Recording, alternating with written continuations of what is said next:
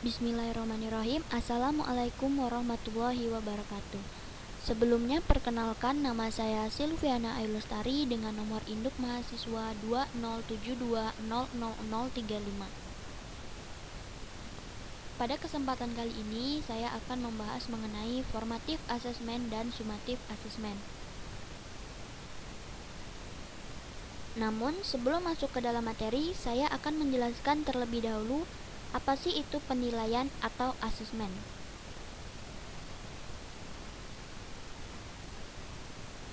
Jadi, penilaian atau asesmen itu merupakan salah satu kegiatan belajar mengajar yang dilakukan untuk mengetahui hasil belajar siswa, apakah memenuhi capaian pembelajaran atau tidak. Kemudian, penilaian atau asesmen terbagi menjadi dua jenis yang paling sering dilakukan, yaitu asesmen formatif dan asesmen sumatif. Nah, dua hal inilah yang akan kita bahas di sini. Yang pertama yaitu formative assessment. Formative assessment ini merupakan metode evaluasi yang dilakukan untuk evaluasi proses pemahaman murid, kebutuhan pembelajaran, dan kemajuan akademik selama pembelajaran.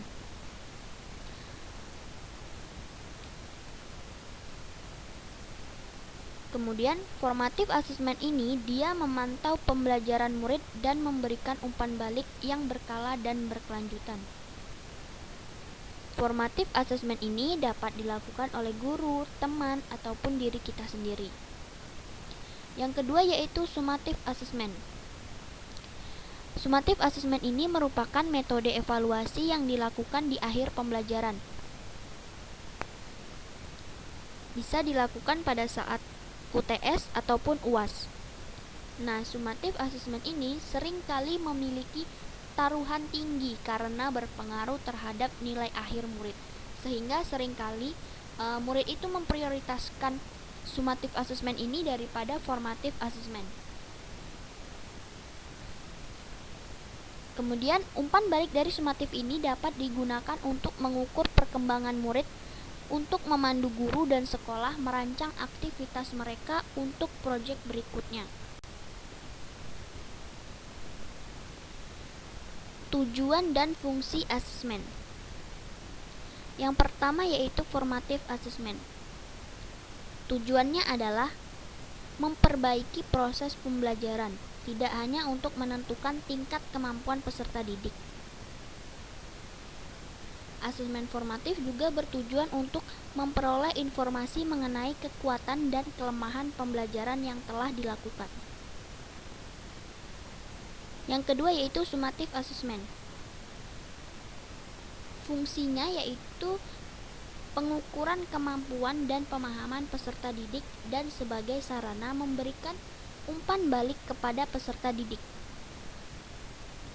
Asesmen sumatif juga berfungsi untuk memberikan umpan balik kepada staf akademik sebagai ukuran keberhasilan pembelajaran, akuntabilitas, dan standar pemantauan staf akademik, serta sebagai sarana untuk memotivasi peserta didik.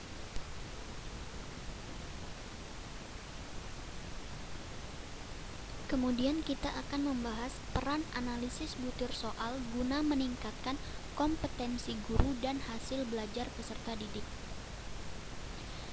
Guru yang berkompetensi adalah guru yang profesional. Salah satu kompetensi yang wajib dimiliki oleh seorang guru adalah kompetensi pedagogik. Kompetensi pedagogik ini merupakan sebuah kemampuan, yang dalam hal ini kemampuan dalam hal memahami peserta didik. Kemudian mampu membuat perancangan dan pelaksanaan pembelajaran. Yang ketiga, mampu mengevaluasi hasil belajar. Dan yang terakhir, mampu mengembangkan peserta didik untuk mengaktualisasikan berbagai potensi yang dimilikinya.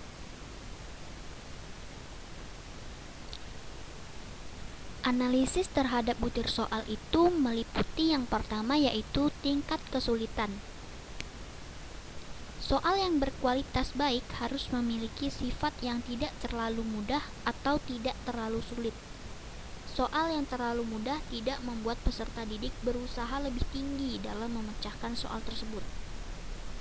Sedangkan soal yang terlalu sulit akan membuat peserta didik menjadi putus asa untuk menyelesaikan soal tersebut.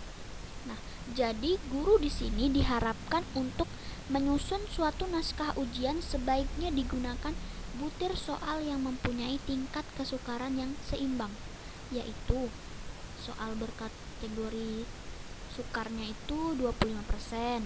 Nah, kemudian kategori sedangnya 50% dan kategori mudahnya 25%. Kemudian yang kedua adalah daya pembeda. Daya pembeda ini merupakan kemampuan butir soal untuk membedakan peserta yang mampu dan kurang mampu. Tes dikatakan memiliki daya pembeda yang baik jika diberikan kepada siswa yang mempunyai kemampuan tinggi, hasilnya baik, namun jika diberikan kepada siswa yang mempunyai kemampuan rendah, maka nilainya rendah juga. Dan yang terakhir, keberfungsian pengecoh. Keberfungsian pengecoh ini dibuat hendaknya disesuaikan dengan materi pembelajaran. Dan manfaat pengecoh ini sangat diperlukan di mana peserta didik mungkin dia akan menjawab pilihan jawaban yang salah. Analisis butir soal ini juga dapat membantu guru untuk meningkatkan kualitas butir soal yang telah disusun. Peran analisis butir soal berhubungan erat dengan peningkatan kualitas pembelajaran serta peningkatan kompetensi guru. Melalui analisis butir soal, semua komponen pembelajaran dapat diketahui apakah dapat berfungsi sebagaimana mestinya atau tidak. Tidak hanya itu, guru dapat mengetahui tingkat kemampuan peserta didik, melihat perkembangan hasil belajar peserta didik, dan pada akhirnya guru akan mendapatkan gambaran mengenai efektivitas proses pembelajaran. Selain itu, guru dapat memutuskan tindak lanjut bagi siswa yang mendapatkan hasil belajar baik maupun kurang baik. Mungkin hanya itu yang dapat saya sampaikan. Terima kasih. Wassalamualaikum warahmatullahi wabarakatuh.